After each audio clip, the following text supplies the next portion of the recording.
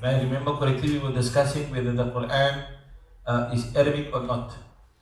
Right? So part of the definition is that the Quran is the Arabic speech of Allah which is revealed to Muhammad in wording and meaning, sallallahu alayhi wasallam.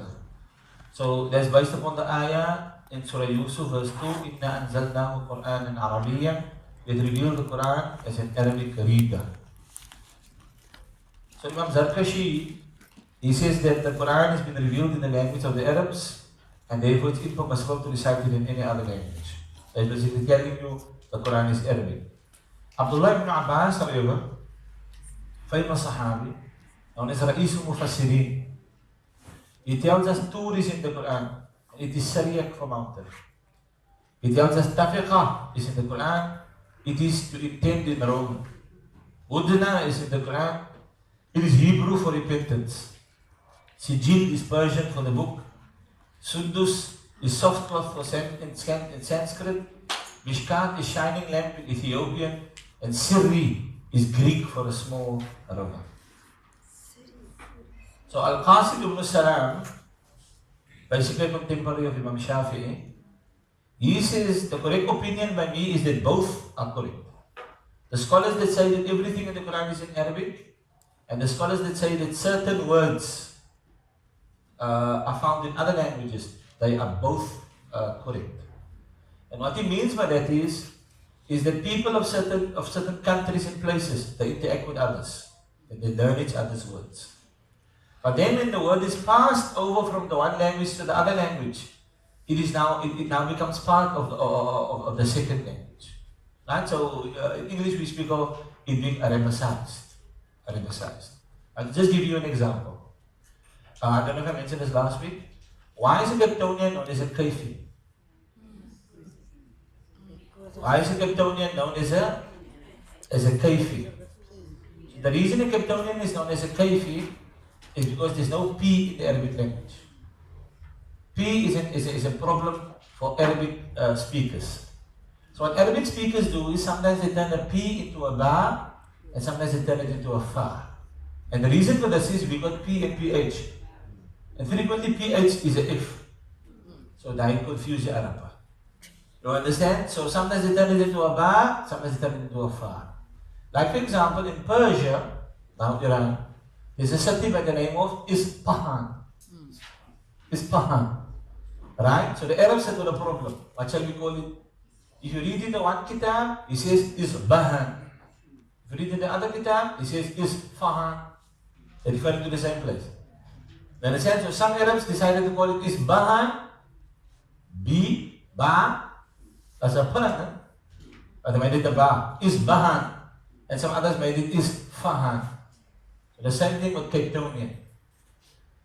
If you're from Makkah, we call you Makki. If you're from Medina, we call you Madani. If you're from Cape Town, we call you Kaifi. Now did you become a Kaifi? So we dropped down, no? Cape Town. So they said Cape. Do we turn it into a Ba or a Fa? So apparently they turned it into a Fa. And that's how we became Kaifi. So Kaifi actually means Kaifi. But now the question is, the word Kaifi, is it Arabic or is it English? And the answer is, it's Arabic now. It used to be English, but it's Arabic now. Why is it Arabic now? It was now made to fit the Arabic language. Because there's no P in Arabic. So what they did is they took the P and they made it a Fa. So now it's Arabic. It came from English, but now it's Arabic. Yes? Asfahan, originally it was Asfahan. Asf means a horse in Persian. So Asfahan is a secular town of horses. Oh, I see, mashallah. But anyway, so yeah. So the modern Arabs sits with this problem as well. So what is a helicopter? In Arabic, a helicopter is Dawrah mirwahiyya. Dawrah means something that flies like a plane. Mirwaha is a fan. So Dawrah mirwahiyya, a flying object that is a fan. So that's a proper way to say helicopter. But many Arabs, if you come across them, they don't say helicopter. They say helicopter. I mean, they don't say Dawrah mirwahiyya. They say helicopter. Same thing. I found in Arabic is hatif. Hatif means the thing that shouts. Right? So when your tune it shouts. Right? But many Arabs will just say telephone. Telephone. But notice what they do. They emphasize it. They don't say telephone, they say telephone. You understand? They emphasize it. So in the emphasization, it now becomes a word of that language. You understand? So the origins might be from another language, but it has now been emphasized. Is everybody with me? Now there's a third view. The third view states it never came from those languages. It is just one of those occasions where a word is found in more than one language. You understand? It never even came from that language. Right? And maybe one of the reasons for this is many of these languages are preceded by a language. Like I mentioned that what is it now? Hebrew and Arabic is preceded by Syriac. Syriac is like the mother tongue, the gave of Arabic. You understand? And Allah knows this. Either way, there's an issue. The Quran says that it is an Arabic reader. The Quran says it is being revealed بِلِسَانٍ عَرَبِيٍّ مُبِينٍ by the clear Arabic tongue. So clearly according to Allah, you understand the Quran is Arabic. Right? And that was the point. The Nabi is an Arab Nabi. His people are an Arab people. So it makes sense that the book will be in their language. Right? And this was the problem I said with many of the other books. The other books that we said with aren't original books, it's translations. Like the New Testament, which is the holy book to the Christians in today's time, its original language is Greek. You understand? Jesus was supposedly a Hebrew. He was sent to the Hebrews. So why is his language? Why is the language of his book in Greek? He was a Hebrew. You would expect it to be in Hebrew. The overlords were Romans. They spoke Latin, so it might have been in Latin. Was it even in that? It was in Greek. Then does the modern Christian, like in South Africa, sit with the Greek text? Is he reading it? No, he's not. He's reading a translation. You understand? So the translation is who? Who's speaking in the translation? The translation is the understanding of the translator. So this is why in the Shafi madhab, though they have it as a law, that if you touch the Quran, you require wudu. The Shafi madhab is very strict. You cannot even touch the cover of the Quran without wudu. If you make a special cover for the Quran, like of leather or something like that, you cannot touch that also. If you put the Quran in a bag that is solely for the Quran, you cannot touch that also. But the moment you translate the Quran into any other language, the Shafi madhab says it's fine, you don't need wudu. So what are they telling you? They are telling you the translation is not Quran. The translation is the understanding of the translator. And the translator, it doesn't matter how great he is, he cannot fully grasp all the meanings that Allah has placed into the Arabic. He cannot fully grasp. So he will never be able to produce a verbatim translation of the Quran. At best, he can only produce a paraphrasal. And in that paraphrasal, things go lost. Now, in the absence of you knowing the Arabic language, and the best you can do is to go by the translation. But ideally, you should learn the Arabic language so that you can get the Arabic meanings. Yes? What is the Hanafi view about touching the Quran? I don't know. I don't know. That's something I have to check. I can come back to you. So that's why I'm saying I only know what this is the Shafi understanding of it, and Allah knows best. Right now. So with regards to the Quran, there are two meanings in words. One is primary, one is secondary. To understand the primary meaning of the Quran is easy, and that's the thing that you can translate. You understand? The primary meaning, you can understand it easily and you can translate it. But all the secondary meanings that Allah has placed into the Quran, that is beyond us to understand all the secondary meanings. Now to just give you an example of this, one of the greatest books on Ulum Quran, the sciences of the Quran, is known as Manahilul Irfan, written by the scholar Az-Zarqani. So he, in volume 2, page 103, he gives us examples of primary meanings and secondary meanings. Right? In the Arabic language. Now this would have been perfect to do on the board, but since we don't have it, just listen carefully to the Arabic. So there's a male, his name is Hatim. What is his name? Hatim. So I want to say that Hatim is generous. So how many ways can I say that Hatim is generous? Right? Now the primary meaning in everything that I'm about to say is Hatim is generous. The golden question is, what is the secondary meaning? So the first example is Jada Hatimun. Jada. The term in Arabic for generosity is Jud. Judun. If you put it on fi'al madi, thulathi, it becomes Jada. So Jada Hatimun. It means Hatim was generous. Jada, he was generous. Who? Hatimun. Hatim. Is everybody with me? Yes. Right. So what's the primary meaning? We say Hatim was generous. When do Arabs speak like this? When do Arabs say Jada Hatimun? They say this when they're speaking to somebody who is unaware of the generosity of Hatim. So if you didn't know that Hatim was generous, then this is how I would tell you. I would say Jada Hatimun. Is everybody with me? Right. But what if I said Hatimun Jawad? Hatimun Jawadun. You understand? So now I'm using a Mubalagha scale. Jawad, Ghaffar. You understand? Hatim Jawad. So what's the primary meaning? The primary meaning is still Hatim is generous. But when would the Arabs use such a sentence? Hatim Jawad. They would use it when they speak to somebody who doubts the generosity of Hatim. So in the first case, you didn't know Hatim was generous, so I would just say Jada Hatim. But if you doubt the generosity of Hatim, I will say it to you, Hatim Jawad. You understand? Now what about the next sentence? Inna Hatiman Jawadun. Inna Hatiman Jawadun. Literally translated, Verily Hatim is generous. So when would I use this?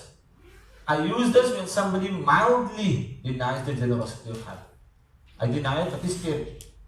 It's mildly. So then I will say, Inna Hatiman Jawadun. What about Wallahi Inna Hatiman la Jawad. Wallahi Inna Hatiman la Jawad. So this I will use when somebody strongly denies the generosity of Hatim. I'm still busy with the same primary meaning. Hatim is generous. But you see how the sentence changes. Right? How about the next one? Hatimun sakhiyun jawadun kareemun mi'ata. I use synonyms for jawad. And sakhi also means generous. Kareem also means generous. Mi'ata'un, as a matter by yakhi. It also means generous. So I used 4 synonyms. Hatimun sakhiyun jawadun kareemun mi'ata'un. In what context do you use, do you speak like that? In the context where you want to praise Hatim.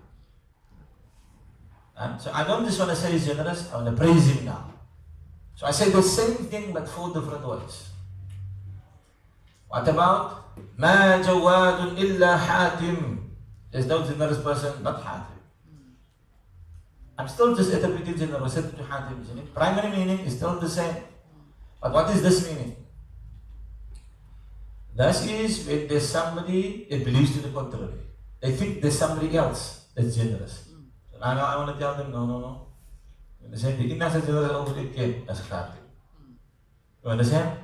So Ma jawadun illa Hatim. Now Hatim comes from the Tay tribe. Now what if I said this? كان في بني الطي بحر كثير الفيضان. كان في بني الطي, amongst Banu Tay, there was a bahr, an ocean. كثير الفيضان, with a great overflow. You understand? So what am I attributing to Hatim? I'm still just saying this. But in what context when I speak like this? So an Arab only speaks like this when he speaks to somebody who is very intelligent. Somebody of superior intelligence, now he speaks to that person like this. You understand? Because it involves metaphors in the language. So amongst the people of Tay, there was a bahr, an ocean, kathiru faydan. You understand? With lots of flow of water. So die normal man gaan nie my verstaan as ek hom daai gaan sê. Understand what meaning nou actually? En die trein van tyd is what is it now? A sea. Is that it?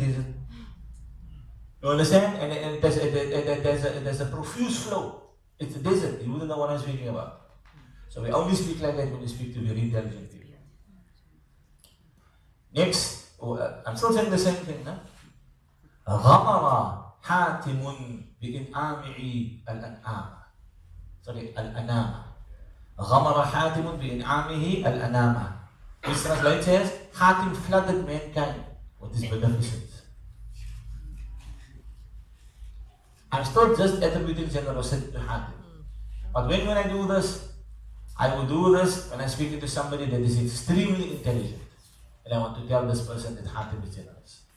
Now, I'm asking you now, so the Arab that understands these things, right?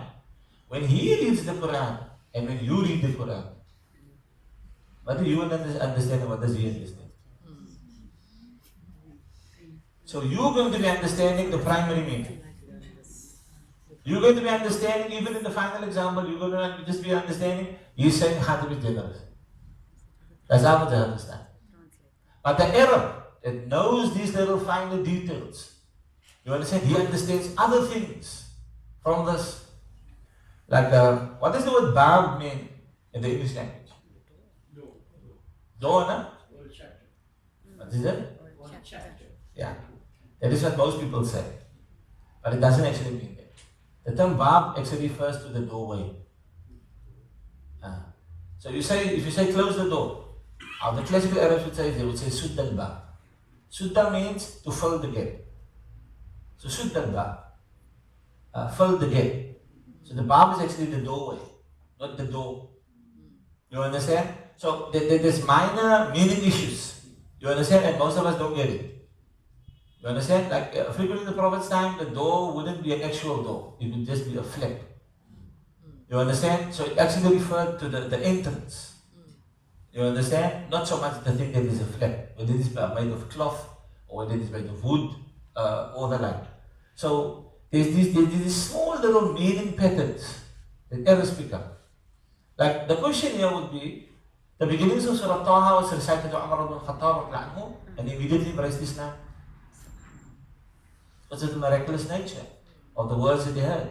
The beauty, you understand? The eloquence, the precision, the wisdom. What of that do you see when you read the beginnings of Surah Taha? Taha anzalna alayka al-Qur'ana litashqa. How much of that do you see? You understand? So the more you advance in the Arabic language, the more you are able to unpack meaning. So the Prophet ﷺ said, one of the qualities that he was given, that others were not given, is he says, Bu'ithtu bi jawami al-kalim. I was made a Nabi and given the ability of comprehensive words. What does he mean by that? It means there's three people. First, Mark, let's take the middle one. First, you get the ordinary person. If he uses few words, he means few things. If he uses a large amount of words, he means many things. Then you get the stupid.